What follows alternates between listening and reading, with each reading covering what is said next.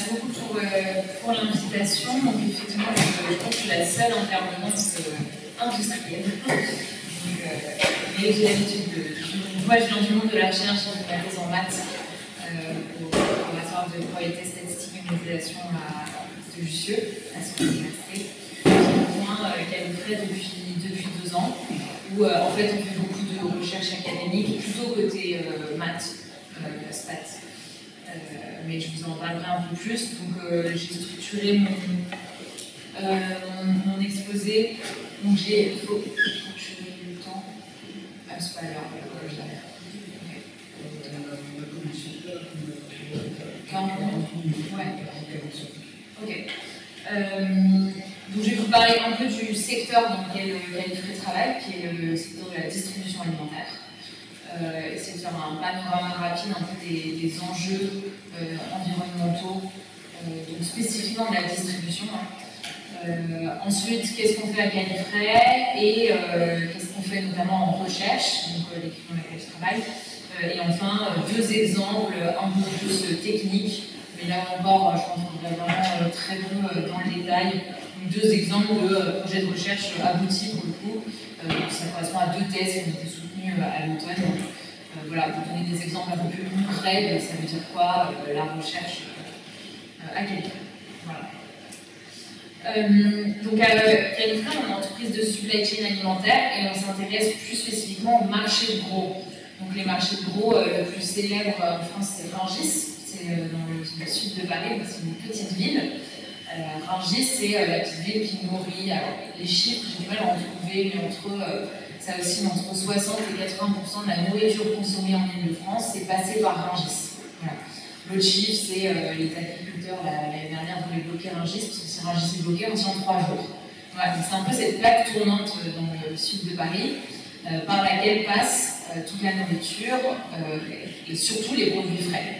Et donc en fait, cette organisation où il y a un grand marché en périphérie d'une ville, c'est un truc, c'est hyper classique, c'est organisé comme ça, compris dans le monde entier. Donc les marchés de gros, c'est vraiment ces grands marchés à destination des professionnels qui vont nourrir les zones urbaines.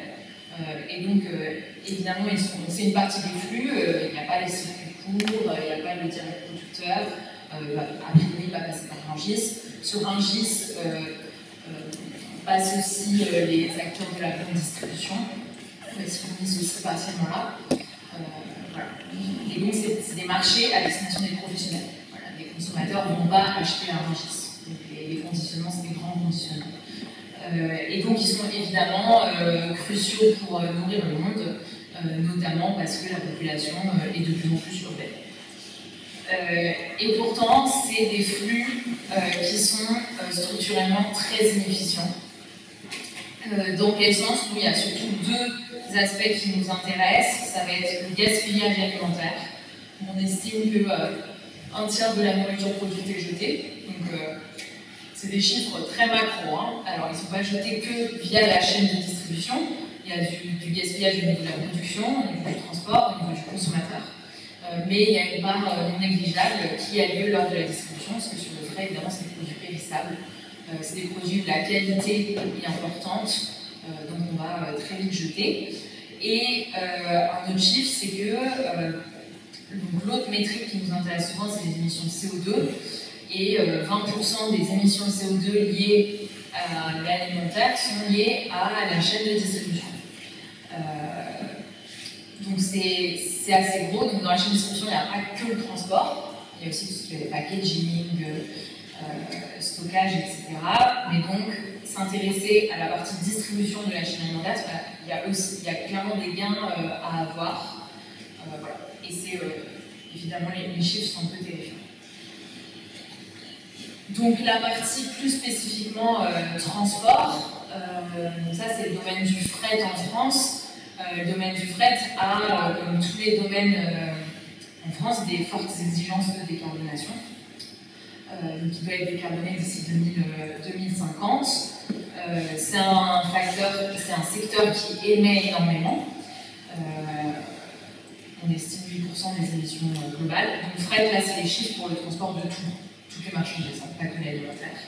Mais l'alimentaire en fait partie évidemment. Et c'est un secteur donc, qui doit se décarboner, mais qui est en forte croissance. Il y a de plus en plus de transport de marchandises. Donc en 50 ans, il y a eu une multiplication par 3,4. Et c'est un secteur qui est basé quasi exclusivement et surtout en France sur les énergies fossiles. On a misé sur le transport par camion. Donc on a nos autoroutes, on a nos camions. Alors électrifier la flotte, c'est pas si simple, parce que la flotte elle existe. Il ne faut pas la remplacer. Et c'est pour ce qui nous intéresse nous spécifiquement, qui est le transport de produits frais, il faut des camions réfrigérés. Donc ça veut dire qu'il faut réussir à électrifier non seulement le moteur, mais aussi l'espèce d'énorme frigo qu'est le camion. Et il n'y a pas non plus tant... alors ça existe, des véhicules 100% électriques, mais il n'y en a pas beaucoup, ils coûtent très très cher. La plupart sont hybrides, la partie frigorifique est très rarement électrifiée. Donc voilà, donc il y a un petit défi de... on ne voit pas trop a priori comment faire, parce que c'est un secteur en croissance, basé sur les énergies fossiles, et qui doit pourtant se décarboner. Et la population est de plus en plus urbanisée, densifiée, donc c'est pas amené à diminuer. Donc c'est un domaine sur lequel ça va amener au point suivant, mais sur lequel finalement, si on réussit à un peu optimiser les flux et diminuer juste le nombre de camions et les kilomètres, c'est pas de refus, quoi. Voilà. Plus spécifiquement, donc, le fret, et notamment les marchés gros, c'est un secteur particulièrement compliqué en termes de données. Ça, probablement beaucoup parmi vous qui le savent, mais les données de produits frais, même en supply, sont pénibles, notamment parce qu'il y a énormément de variétés de produits. Donc, quand on s'intéresse à la chaîne de distribution, souvent, par exemple, si vous êtes un supermarché, vous avez vos références produits, c'est toutes vos marques de gâteaux, de chocolat, de machin. En fait, vous allez comparer le nombre de références produits sur le nombre frais d'une centrale d'achat Leclerc.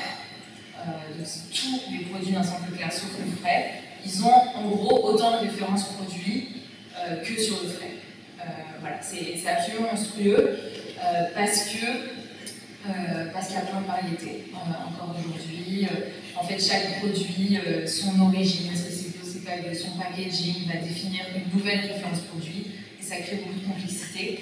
Donc ça va impacter forcément les algorithmes, les défis qu'on a côté données. On va avoir la grande dimension typiquement pour les statisticiens. C'est des produits périssables.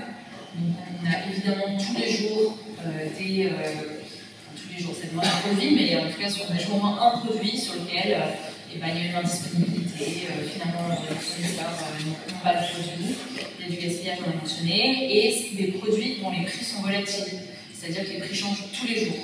Donc en termes, alors ça crée plein de problèmes pour la compta, donc ça c'est pas mon problème, mais c'est le cauchemar en termes de comptabilité, de pricing, pour le côté peut-être plus économie, mais voilà, et on a plus ou moins 50%, c'est des variations non négligeables. Et ce secteur est dans l'âge de pierre, je vous mets le mot est pesé dans le sens où à Rungis, c'est pas digitalisé. Si vous allez à Rungis, déjà les prix ne sont même pas affichés, et probablement que le mec qui vend ne sait pas vraiment le prix. Ça va être à la tête du client, en partie. Où il a son intuition, mais il n'a même pas un cahier quelque part, enfin, certains probablement, mais pas toujours. Voilà. Donc si on veut des données, c'est compliqué. Voilà. C'est des processus manuels, donc il y a une opacité totale des prix, mais donc l'idée qu'il faut peut-être partager la donnée, optimiser, c'est pas du tout une évidence. C'est un secteur où il valorise l'expertise métier, les améliorations, les gains qu'ils voient dans leur quotidien, c'est vraiment toujours par il faut être plus malin que le voisin, l'esprit de débrouillardise, voilà, ils ne voient pas du tout l'intérêt de la tech, en tout cas. Ça garde en tête, et c'est un marché très fragmenté, dans le sens où c'est énormément de petits acteurs sur le produit frais. Donc on va avoir un marché, on a énormément de grossistes de tailles très différentes. Donc on va avoir et beaucoup de spécialisation. Donc vous allez avoir quelques centaines de grossistes spécialisés dans différents types de fruits et légumes. Alors il y a quelques gros acteurs, mais il y a aussi plein de petits acteurs, et tous ces gens-là interagissent et puis nous nourrissent en produits frais. Donc il y a 22 marchés situés un peu dans toute la France, et il y a des flux entre ces marchés, du producteur au marché, et chacun, en gros, fait un peu sa petite optimisation et sa tambouille dans son coin. Et donc ça amène à beaucoup de sous-optimisation, où on va avoir toutes les nuits des camions à moitié pleins qui vont aller chez le même client, par exemple. Parce qu'en fait, le fournisseur de viande ne s'est pas coordonné avec le fournisseur de fruits et légumes, et chacun a son petit process dans son coin. Voilà. Donc c'est ça qu'on appelle un marché fragmenté, c'est beaucoup de petits acteurs, et il n'y a pas vraiment d'entité, en tout cas, chargée de coordonner tout ça. Donc il y a quand même une entreprise gestionnaire du marché, mais l'entreprise gestionnaire de Rungis, en fait, elle possède les lieux, elle loue les entrepôts. C'est pas une entreprise qui a un pouvoir de décision ou coercitif sur les gens qui travaillent. Bon, après avoir dressé ce panorama peut-être terrifiant, donc Califrais, c'est un peu, donc l'entreprise elle a 10 ans, ils ont un peu fait cet état des lieux, en tout cas à Rungis. Et la première idée de création de l'entreprise, c'était il faut réussir à mutualiser un peu plus la partie livraison. Et donc l'idée était de digitaliser, de produire des outils un peu plus modernes. Donc c'est une start-up qui a voulu amener un peu de modernité dans Rungis. Donc ils se sont lancés et donc depuis, au départ ils ont lancé une plateforme digitale qui s'appelle Califrais. Et en fait, en 2021, l'entreprise qui gère Rungis a fait un appel d'offres pour avoir un opérateur digital officiel. Parce qu'ils voulaient encourager la digitalisation du marché. Et voilà. Donc, Califrais a gagné l'appel d'offres contre Amazon, yes. Bon, il y a des enjeux de sûreté alimentaire, évidemment, on ne va pas forcément donner Rungis à un Américain. Et donc, maintenant, on a la marque Rungis. Donc, on a la plateforme rungismarket.com. Mais derrière cette plateforme, c'est Califrais, en fait. Donc, on a gagné l'appel d'offres et on a eu le droit. Donc, l'appel d'offres nous a juste donné le droit d'utiliser cette marque. Ce qui est déjà beaucoup, parce que c'est une marque hyper reconnue, c'est le plus grand marché de produits frais d'Europe. Voilà. Et donc, sur cette plateforme, la proposition, c'est tous les grossistes de Rungis peuvent mettre leur catalogue sur la plateforme, et les restaurateurs, supermarchés achètent l'ensemble du catalogue, donc l'ensemble des différents produits directement sur la plateforme. Donc c'est un peu cette idée de... Donc ça permet déjà de capturer la donnée. Donc déjà, nous, on commence à récolter des données. Ça permet de mutualiser, où on va avoir l'ensemble des fournisseurs d'un restaurant qui passent par le même canal, et ensuite de commencer à faire de l'optimisation. Et les prix sont affichés maintenant Alors les prix. Donc oui, sur la plateforme, les prix sont affichés. Le problème, c'est que sur la plateforme, vous pouvez commander jusqu'à minuit pour le lendemain. Vous pouvez aussi commander pendant 3 jours ou pour la semaine prochaine. Mais d'ici 3 jours, le prix aura changé. Donc en fait, il y a un petit écart entre il y a le prix affiché et le prix facturé. Et donc on ne facture pas forcément le prix affiché. Il n'y a pas de marché à terme? Non, on ne spécule pas sur ces... Non, mais les fournisseurs, les grossistes, ils ne font pas de marché à terme. Je ne sais pas exactement ce que veut dire marché à C'est terme. proposer un prix pour ce que ça sera plus tard. Ah non, ils ne font pas. Pour toutes les matières d'environnement, on a... Ouais. Non, là déjà, on a un enjeu, on est toujours en retard par rapport au prix pour la mise à jour sur les prix. Non, ils ne font pas ça. Non, c'est une bonne question. Ils font pas ça, et les prix, donc c'est un secteur où les prix, c'est vraiment une nerf de la guerre, à la fois pour nous et à la fois pour...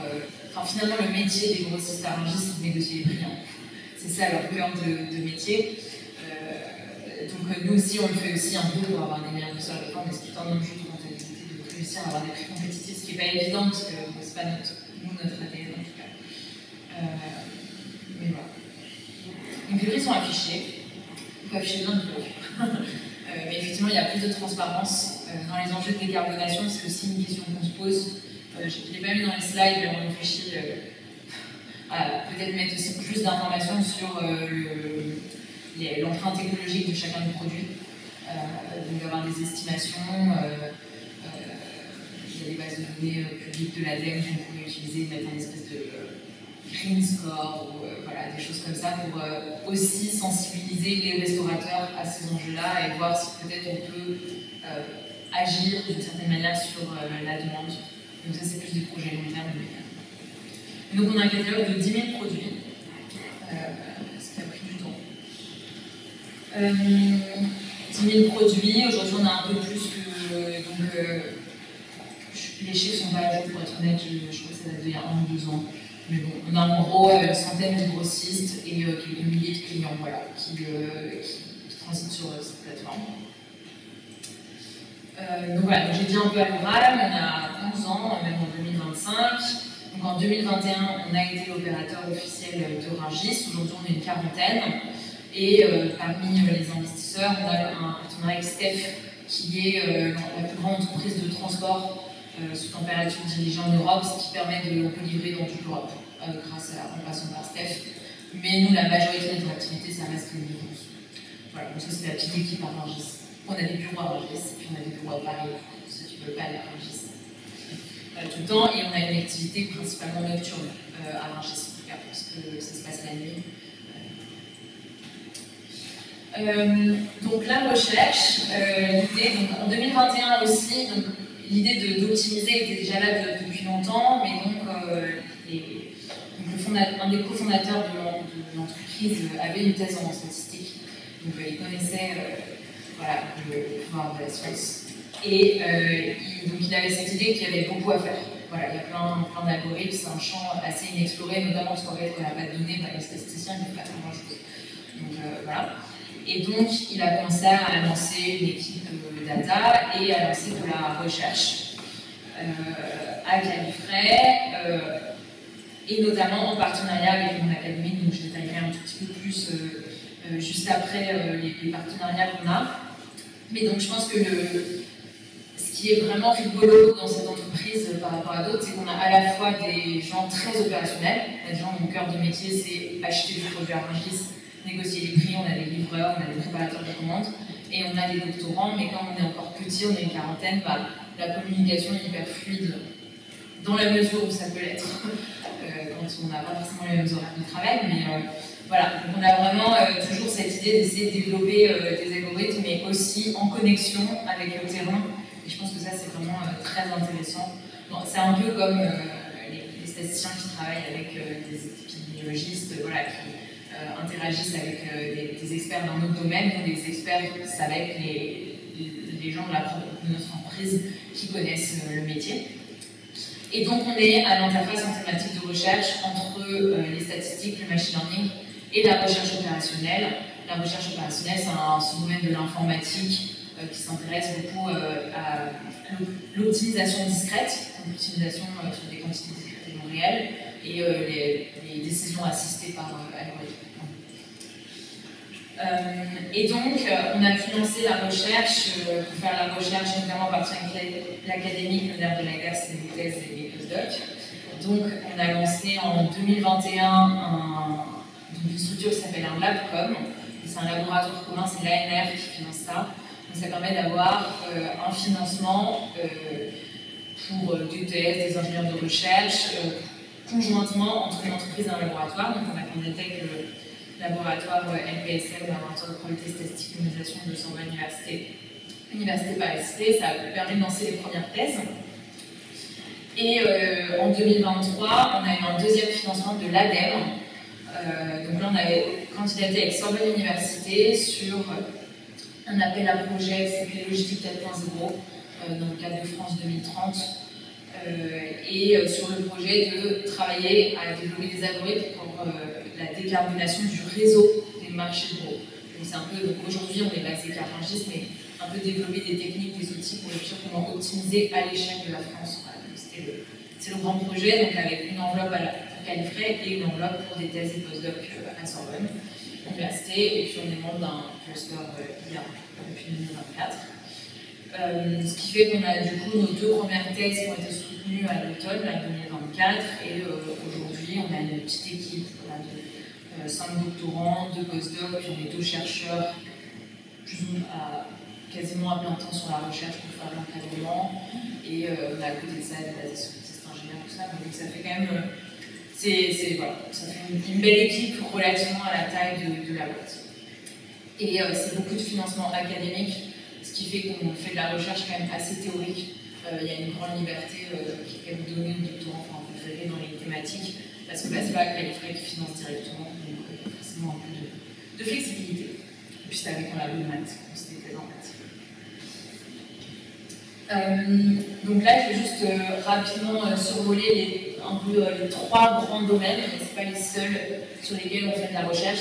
Le premier domaine, ça va être un peu de la prévision, qui a pour le coup un problème assez classique. Donc sur ce catalogue de 10 000 produits, est-ce qu'on est capable de prédire les demandes futures? Donc c'est là qu'on va prendre tous les problèmes. C'est une donnée journalière. Donc c'est assez classique, de la saisonnalité, de la tendance. Jusque-là, c'est assez classique. Là où ça l'est moins, c'est qu'effectivement, on a ces 10 000 produits, cette sparsité. Ça veut dire, et on a une structure d'arbre, au sens où on a des catégories, des sous-catégories de produits. En fait, on a une série temporelle sur on a un arbre avec une série temporelle par nœud, et plus on va être haut dans l'arbre, plus ce sera régulier. Donc c'est aussi des problèmes. On n'est pas les seuls à avoir ce type de données, mais c'est là où ça pose un peu plus de défis scientifiques. Et on a, c'est très sparse, il y a beaucoup de zéros. Si on regarde donc en bas de cet arbre, on a les produits, vraiment le plus bas niveau, les produits vendus chaque jour, et là il y en a plein qui sont nuls, mais qui peuvent être réactivés un mois plus tard. Donc comment on partage de l'information sur cet arbre avec 10 000 feuilles en bas, ça c'est pas du tout évident pour le coup. Autant faire un modèle à un niveau, plein de modèles très classiques, on peut faire du curve fitting, enfin voilà, des choses très classiques, mais là c'est un peu plus intéressant. Donc on a quelques doctorants qui ont travaillé là-dessus. Donc c'est la prévision, pour le coup c'est assez classique en stats, mais hiérarchique. Voilà, donc pourquoi si, j'aurais peut-être dû commencer par là, pourquoi on veut prédire?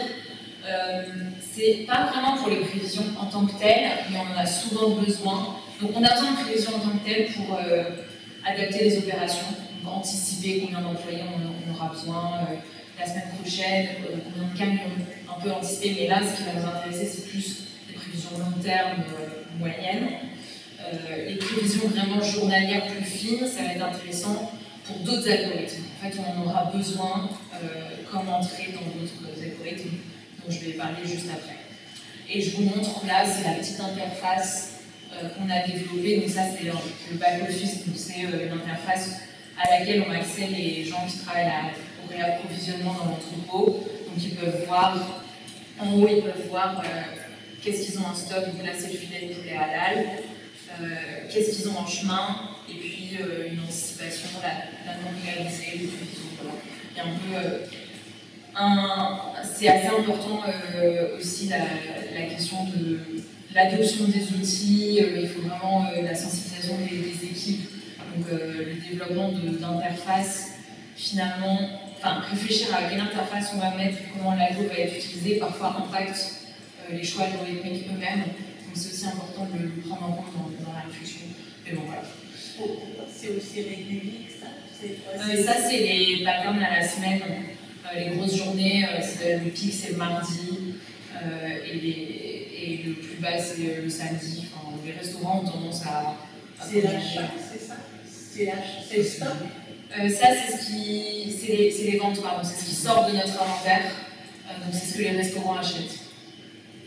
Et il y a une forte saisonnalité semaine. On sait que les lundis et jeudis sont les grosses journées, les samedis, les mardis, jeudis, les lundis et samedis sont plus petits, voilà, et c'est pareil toutes les semaines. Intérêt de manger le mercredi, quoi. Si on veut du frais, oui. Pour de vrai, oui, je pense. Parce que généralement, ils sont fermés le dimanche, donc le lundi, c'est les produits, voilà. Excuse-moi la déprosaïque. Non, mais c'est tout à fait vrai. Un deuxième problème quotidien qu'on rencontre, c'est les problèmes d'optimisation de tournée. Donc là, c'est plus de l'optimisation, un peu moins des stats, mais il y a quand même des liens. Donc là, ça va être le problème, c'est un problème pour le coup assez classique en recherche opérationnelle, mais donc de décision. Là où nous, c'est dur, c'est qu'on autorise les clients à commander sur la plateforme jusqu'à minuit. Et on va avoir un nombre de camions quand même assez variable d'un jour à l'autre. Et donc on peut commander des camions on the fly, le jour même, mais on doit les commander à minuit 20, minuit 30. Donc on découvre le nombre de points qu'il y aura à livrer à minuit, et puis à minuit 30, on est choisi combien de camions tournerait pour prévenir l'entreprise des livreurs et tout ça. Et donc on a mis la contrainte que l'algorithme d'optimisation, donc l'algorithme d'optimisation va choisir combien de camions on a besoin et quel trajet chacun des camions va faire. Il faut qu'il ait 10 minutes pour tourner. Donc on a 10 minutes parce que derrière il y a l'humain qui repasse, qui patouille des trucs, ensuite qui fait la commande, donc un peu de marge. Donc voilà, c'est une contrainte forte computationnelle, et en fait, notre problème de tournée, il n'est pas si simple dans la littérature. Donc on va devoir, c'est vraiment un problème d'optimisation, c'est quasiment, si vous avez une liste de clients et il faut la faire monter, trouver l'ordre optimal pour les visiter, sauf que les temps de trajet, on ne les connaît pas à l'avance. On peut les estimer, mais on ne les connaît pas. Et chaque client a un certain nombre de contraintes, donc une fenêtre de temps dans laquelle il doit être livré. Il y en a, ça va être entre 7h et 9h, donc ça va être 6h, 10h. Et voilà. Donc il y a pas mal de spécificités et donc de la stochasticité du fait de ces temps de trajet incertains. Et c'est là où il y a aussi des aspects prédictifs plus machine learning qui rentrent en jeu, ou développer des algorithmes un peu robustes au trafic de l'Île-de-France. C'est aussi intéressant parce qu'on a des surprises voilà, toutes les nuits, des accidents, des temps de trajet plus longs sur certains segments que d'autres. Voilà. Et donc le but de l'optimisation, c'est évidemment minimiser le nombre de véhicules, maximiser leur remplissage et surtout éviter les retards pour des questions de satisfaction client. Donc on a adopté des approches à la fois classiques d'optimisation combinatoire et à la fois des approches où on explore, c'est l'intérêt d'avoir aussi des doctorants, des approches un peu plus modernes où on prend en compte l'incertitude des temps de trajet aussi avec des approches plus d'apprentissage de deep learning. On a des pipelines complètes qui prédisent et optimisent en même temps, prédisent les temps de trajet et optimisent les journées. Et cette contrainte de temps rajoute aussi pas mal de défis. Et le dernier problème dont je voulais parler, c'est les problèmes de gestion d'inventaire. C'est là où on a notamment besoin d'avoir des estimateurs assez fiables de la demande future. Donc le problème d'inventaire, ça va être j'ai un entrepôt. Donc nous en fait on a un entrepôt à Rungis dans lequel on stocke les produits des autres grossistes. Ça évite pendant la nuit de devoir faire le tour de toutes les cocottes pour aller chercher les produits, d'en avoir un certain nombre qu'on stocke en amont chez nous. Ça accélère énormément les processus. En fait, du coup c'est un peu serré la nuit parce qu'on a les commandes à minuit et les camions on peut les faire partir à 5h. Donc ça laisse 5 heures pour tout préparer. Donc il y a un peu des contraintes de temps sur la partie de préparation de commande. Et donc les algorithmes d'optimisation d'inventaire, c'est là aussi des problèmes de décision, où il faut prendre des décisions sur qu'est-ce que j'achète aujourd'hui, sachant que ma décision d'aujourd'hui va impacter ce que j'aurai en stock aujourd'hui plus le délai de livraison, donc peut-être dans 2 jours, et ensuite le produit il a une durée de vie chez nous de 5 jours. Donc voilà, donc c'est pas très marquevien. En tout cas, il y a des dynamiques non triviales sur ces décisions. Voilà. Donc là aussi, c'est un problème assez classique de recherche opérationnelle, sauf que le fait qu'on travaille sur des produits frais fait que notre demande elle est très stochastique. Il y a beaucoup d'algorithmes qui ont été développés pour ce problème, mais dans des industries, des grandes industries, dans Michelin, Renault, en fait, ils optimisent les entrepôts intermédiaires entre leurs usines. Donc en fait, la demande, c'est la demande d'une autre usine. En fait, ils ont des prédicteurs super fiables. Ils peuvent savoir ce dont aura besoin l'usine. Nous, comme notre demande, c'est les restaurateurs en Ile-de-France et qu'on est une petite start-up, en fait, on sait que nos prédicteurs sont mauvais. Voilà. On le sait. Et donc, prendre en compte l'erreur de prévision dans les modèles, c'est pas du tout trivial. Donc, les approches classiques, ce qu'ils font, c'est qu'ils ont d'un côté l'équipe de prévision qui leur fournit des prévisions et l'équipe d'optimisation qui prend ces prévisions comme si c'était la réalité. Voilà. Donc nous, tout notre enjeu, c'est essayer un peu de lier les deux et de comment mettre en compte l'incertitude dans l'optimisation. Voilà. Et ça, c'est aussi lié à notre secteur d'activité où, en fait, sur les produits frais, on ne sera jamais 100% frais. Voilà. J'en parlerai un peu plus dans la partie dans les 2 exemples que je détaille un peu plus. Voilà. Donc, du coup, 2 petits exemples de projets de recherche. Le premier, il est un peu Il est un peu original parce qu'il ne correspond à aucun des trois problèmes que j'ai mentionnés. Donc les trois grands problèmes, donc prévision de demande, optimisation de tournée, optimisation d'inventaire, c'est un peu notre cœur, mais on a aussi d'autres questions qui se posent du fait juste qu'on a une marketplace, on a une plateforme en ligne. Donc on peut se poser des problèmes par exemple de churn, de prédire quand est-ce qu'un client va quitter la plateforme, des problèmes de pricing, donc on fixe nos prix pour essayer d'optimiser sur les prix qu'on met. Ça, on a essayé, mais c'est complètement cassé, c'est hyper dur. Enfin, en tout cas, on ne fait que apprendre du bruit si on fait des... Donc voilà, on pourrait aussi jouer à la recommandation de produits, des choses comme ça. Aussi des problèmes un peu plus classiques dans le retail, dirons-nous, et moins spécifiques à la distribution alimentaire, donc je ne les ai pas mis dans les grandes catégories. Et donc le premier projet de recherche, c'est une thèse CIFRE. Pour le coup, c'était une thèse CIFRE qui a été menée par Management MBM de 2021-2024. Il s'est intéressé à prédire ce qu'on appelle le churn, donc c'est le fait qu'un client quitte la plateforme. Donc notre plateforme, en fait, n'importe qui qui est une entreprise là, qui a son identifiant, j'ai un trou, je sais plus comment ça s'appelle, mais n'importe quel restaurateur peut s'inscrire sur la plateforme. Il n'y a pas d'abonnement ou quoi que ce soit. Donc il peut s'inscrire et puis il peut aussi arrêter de commander de lui-même. Et on a effectivement énormément de churn. Les restaurateurs sont des clients très volatiles. Ils partent toujours au lendemain. Si jamais ils trouvent un filet de poulet 10 centimes moins cher à côté, ils partiront. Donc effectivement, c'est quelque chose qu'on observe au quotidien. Et l'idée, c'était un peu de modéliser ce churn, donc à partir des données qu'on a sur notre plateforme, en utilisant les méthodes d'analyse de survie. Donc on peut prédire le temps restant aux clients sur la plateforme. Assez vite s'est posé le défi qu'on avait beaucoup de données longitudinales.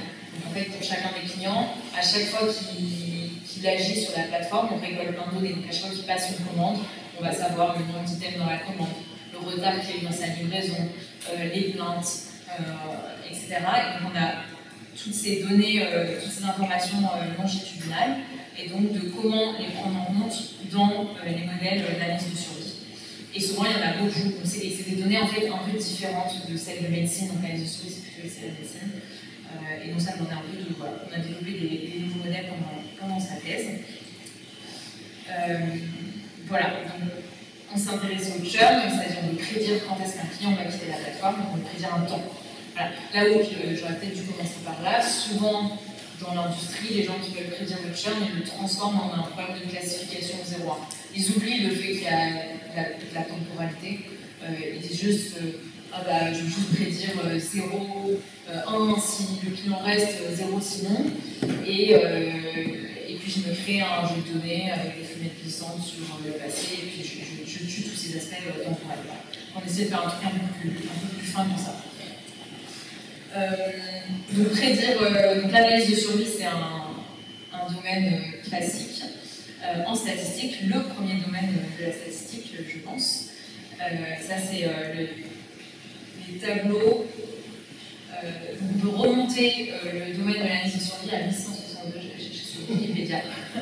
Et donc, ça, c'est un des premiers exemples de jeux de données qu'on a dans l'histoire, qui est en gros chaque année les raisons des morts des gens. Voilà, c'est assez rigolo si vous voulez aller voir. On peut regarder, c'est un peu morbide comme humour, mais on peut regarder les différentes causes de mort. C'est une autre époque, voilà, mais il y en a qui meurent dans leur bain. Il y a pas mal de morts quand même par. Il y a un truc qui s'appelle King's Evil, je ne sais pas ce que ça veut dire. Voilà. Mais donc l'idée, au départ, c'est plus un domaine qui a été utilisé pour prédire des questions démographiques, prédire, modéliser les maladies et les temps de survie restants aux malades. Donc pour nous, on veut l'utiliser dans un autre domaine qui est ce churn. Les données qu'on va avoir, c'est l'historique des clients sur la plateforme. Donc là, je vous montre, par exemple, et notamment des données longitudinales. Donc, par exemple, à gauche, c'est le nombre de commandes par semaine de différents clients. À droite, ça va être le nombre, la quantité qu'il a commandé. On va aussi avoir, par exemple, le prix total qui représente ses commandes. On peut avoir le retard. On a en gros, à la fin, on peut avoir jusqu'à une dizaine, en filtrant, en essayant de garder les choses seulement pertinentes. On se retrouve avec une dizaine de données comme ça longitudinales. Et on a aussi quand même quelques, ce qu'on appelle des features statiques, donc quelques informations qui, elles, ne dépendent pas du temps. La taille du restaurant, sa localisation, la typologie, est-ce que c'est une brasserie, en taille, des choses comme ça. Et ce qu'on veut prédire, donc j'ai plutôt parlé de prédire le temps, mais une autre quantité qui nous intéresse, et c'est souvent le cas d'analyse de survie, c'est plutôt le ranking. En fait, au fond, ce qui nous intéresse presque le plus, c'est de dire à chaque tentée parmi tous les clients lesquels sont le plus à risque. Voilà. C'est un petit peu différent en termes de tâches, de prédire un temps. Donc c'est pas vraiment, voilà, c'est un problème de prévision un peu particulier où on va vouloir d'une part, donc on aura des métriques à la fois de ranking. Est-ce qu'on arrive à bien classer une population, et puis des choses plus classiques de prévision, de prédire le temps restant. Et donc classiquement, ce genre de données, c'est modélisé par le processus de comptage. Donc là, j'ai mis très rapidement quelques notations, mais donc imaginons qu'on veut prédire une séquence de temps. Je l'ai écrit dans le cadre le plus générique, où on pourrait imaginer par exemple que ce soit plusieurs churn dans le même client. Il part une première fois de la plateforme, ça va être T1, ensuite il revient, il fait le truc, et puis il part une deuxième fois, T2, etc. Mais il faudra définir qui part, définir qui est parti. Donc on va définir la variable aléatoire M de T qui va compter, qui dit autant de T, combien de fois il y a eu un événement avant T, donc c'est le grand N de T. Et en fait le modèle statistique, on va le mettre sur ce qu'on appelle l'intensité de ce processus de comptage, qui est le petit lambda de T, qui est en fait la probabilité infinitésimale, qui est un événement entre T plus T et T, sachant que je suis encore actif à ce moment-là. Donc on va mettre un modèle sur ce petit, dans le cas où il y a un seul événement qui nous intéresse, ça va être ce petit lambda de T qui va nous intéresser, la probabilité d'avoir un événement autour de T. Et le modèle le plus classique, c'est le modèle de Cox, où maintenant, donc, je vais mettre un modèle statistique sur cette intensité, je vais vouloir incorporer de l'information sur l'individu I. Donc, par exemple, j'ai des features WI qui peuvent représenter, qui vont représenter un traitement, l'âge et les caractéristiques. Donc, imaginez, nous, pour nos restaurants, est-ce que c'est un taille ou une brasserie. Et on va faire, par exemple, le modèle le plus classique, c'est le modèle de Cox que j'ai mis là. On va y avoir un paramètre bêta qui va impacter mon intensité lambda θ en fonction des features WI. Et donc tout l'enjeu de la thèse, ça a été de proposer des extensions de ce modèle, mais dans le cas où j'ai aussi des données longitudinales, que j'appelle XI 0T. Et donc là, vous voyez, c'est une extension du modèle, je vais très vite, mais je vais vouloir rajouter un terme dans mon intensité qui représente ces features qui dépendent du temps. Voilà, et c'est pas si simple, on va les transformer.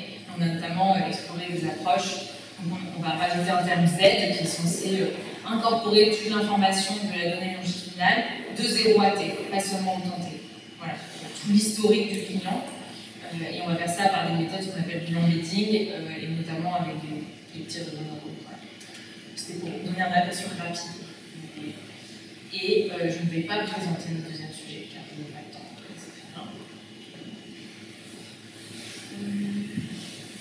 Voilà, et je vais conclure ici. Merci.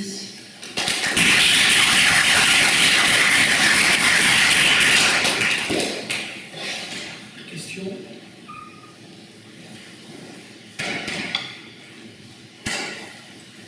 Non? Oui, une question. Une question. Comment quelqu'un se rémunère? C'est sur on a une commission sur chaque commande? Oui, on a des marges. Par-dessus, donc on ne fait pas payer les grossistes. Donc les gens gringistes qui mettent sur le catalogue sur la plateforme, c'est gratuit. Par contre, nous, on se fait une marge sur c'est les restaurateurs qui payent. Effectivement. Que vous optimisez sur l'approvisionnement, c'est ça? Exactement. En gros, l'idée, c'est un service qui se rémunère. Donc, grâce à nous, on mutualise plein de fournisseurs. Il y a une seule livraison, une seule commande. une bonne qualité de service. Et donc, voilà. Donc on se rémunère après. Donc ça, c'est l'activité historique de Périfrais. Depuis maintenant 1 an, on fait aussi du conseil scientifique. Ça rémunère. C'est vachement plus facile d'être rentable. Parce que faire des marges sur des produits frais, on a beaucoup de coûts fixes, on a un entrepôt, enfin, c'est des business compliqués. Mais on fait aussi, parallèlement, on a une activité de conseil. Et ça, c'est aussi intéressant parce que ça nous permet d'avoir d'autres données pour tester nos algos, notamment sur les problèmes d'inventaire, dont j'en ai pas trop parlé, mais on a du mal à avoir des données de qualité en interne. Et donc là, on a des grosses données de Leclerc. Justement, on fait du conseil de transfert secret. On fait du conseil pour eux d'optimisation scientifique. Voilà. On a un peu les deux. La boîte a un peu une espèce de double casquette, du coup, en ce moment, avec à la fois une partie très technique, scientifique, et une partie très opérationnelle, on fait des marches.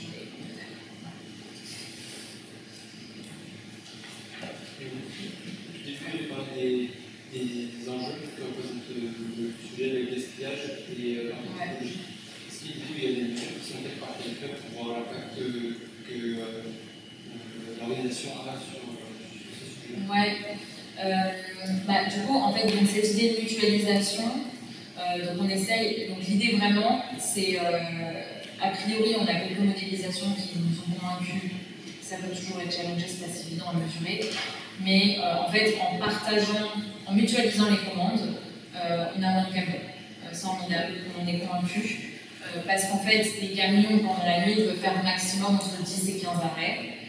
Donc si les commandes des clients sont trop petites, généralement les camions ils partent tous avec le maximum de clients, le maximum de commandes, entre 10 et 15.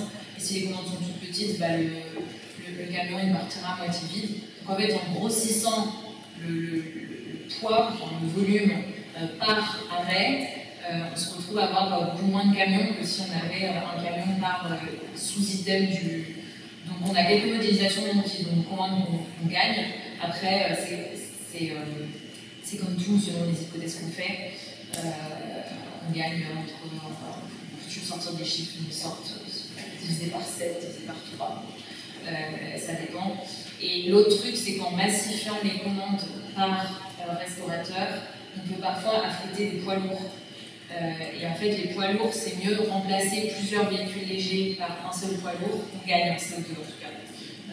Et donc de mutualiser, de s'organiser ensemble, ça permet vraiment de tourner moins de camions. Donc ça, c'est la partie vraiment camion. Et on a tout un projet en ce moment, on n'y va pas parler parce que c'est en démarrage, mais sur la partie optimisation de tournée, on a lancé une nouvelle application où on va proposer carrément aux grossistes de rangistes de faire leur tournée pour eux sans qu'ils vendent via la plateforme pour même essayer de partager les camions, en fait, de les faire collaborer. Ça c'est le démarrage et là je pense qu'on peut vraiment pas mal gagner. Mais en fait presque plus en CO2 qu'en coût, c'est notre problème actuel. Parce qu'en coût, il y a toujours un coût logistique à amener les marchandises dans un entrepôt, il faut payer les gens pour mutualiser, etc. Mais par contre, en CO2, on a vraiment moins de camions, ça c'est sûr. Voilà. Et sur le gaspillage, l'optimisation d'inventaire, dans tes algos, il faut le mettre dans la fonction objectif. Le gaspillage, donc on essaye nous de le faire. Et c'est pas si évident parce que l'optimisation d'inventaire, ça va être, on peut vouloir maximiser le profit, c'est ce qui est typiquement fait. Et on pourrait se dire que le gaspillage, ça va dans la direction du profit, parce que quelque chose qu'on jette, on a perdu, on l'a acheté pour rien.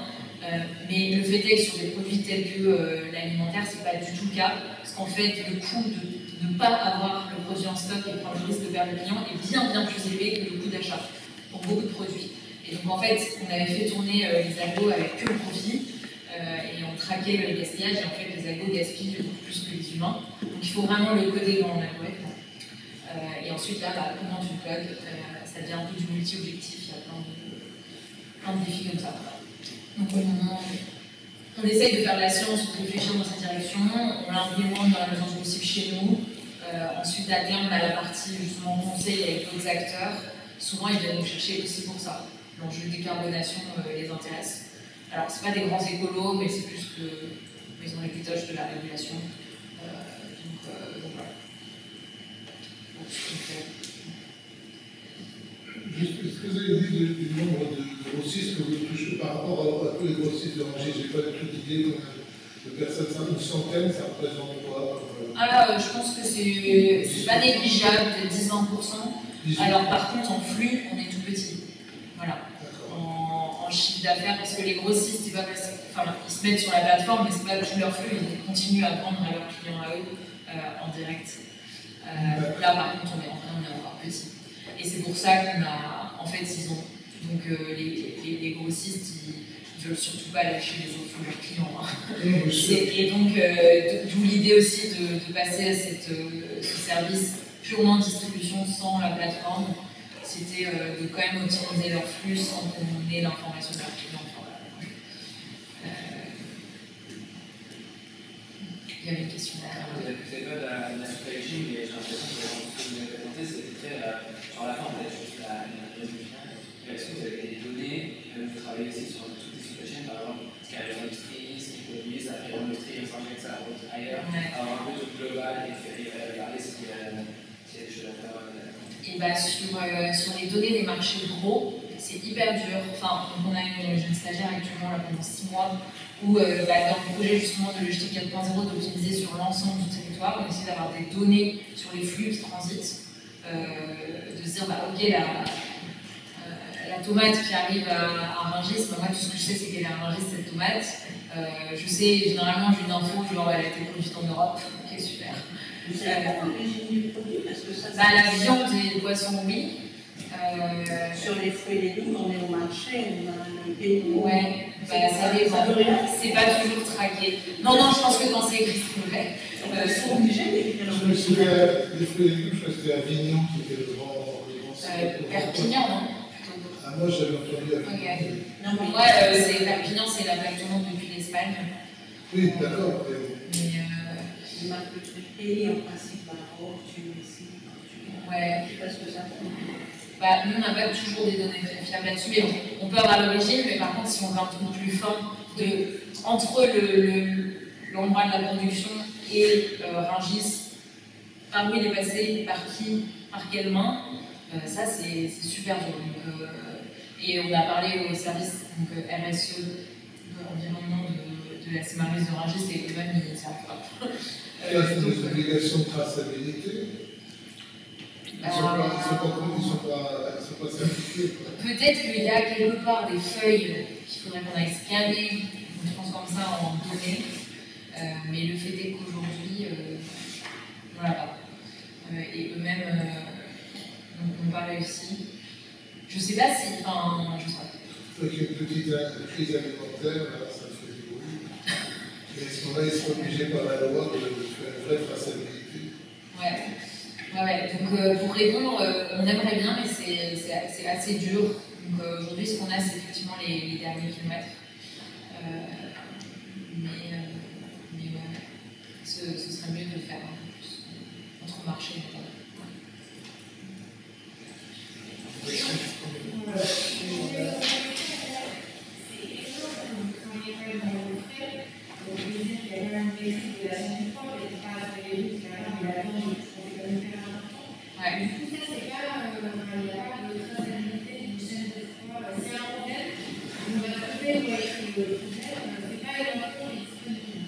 En tout cas, elle n'est pas mise à disposition pratique. Je pense qu'elle est disponible. Si un problème, on est également obligé de pouvoir remonter et donc on va trouver, mais en fait ça va passer par on va prendre le téléphone, on va appeler le mec qui l'a vendu, ou je sais pas ça, une feuille qui est quelque part. Mais en tout cas, on n'a pas de données aujourd'hui pratiques, c'est peut-être parce que l'effort n'a pas été fait. Parce que sinon, les données qu'on a disponibles facilement, c'est toutes celles issues de la plateforme, mais toute cette traçabilité, elle n'est pas dessus.